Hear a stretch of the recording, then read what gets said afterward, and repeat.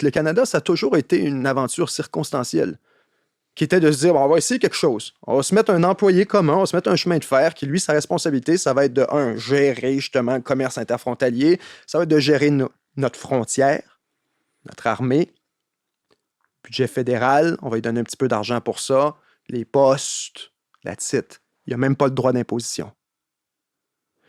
Arrive la Première Guerre mondiale. Le gouvernement fédéral s'arroge un droit d'imposition. Arrive la Deuxième Guerre mondiale. On l'augmente encore plus, on s'arroge des pouvoirs additionnels.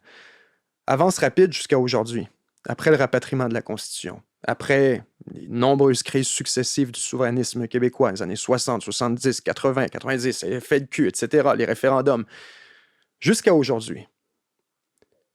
L'aventure canadienne n'a jamais vraiment fonctionné. On s'est paramétré nord-sud avec les États-Unis. Et ce qu'on constate, c'est que là, on envoie notre argent à Ottawa, ou plutôt, il nous la prend dans nos poches, même si c'était pas censé être comme ça. On se vire de bord après 1 an, puis notre employé cogne à la porte en disant « J'ai plus d'argent. » Je veux dire, t'as plus d'argent. Ben, j'ai tout dépensé. OK. As-tu fait ce qu'on t'a demandé? Non. Puis là, en passant, j'ai besoin de 60 milliards de plus pour closer le budget cette année. N'importe quelle entreprise congédierait cet employé-là.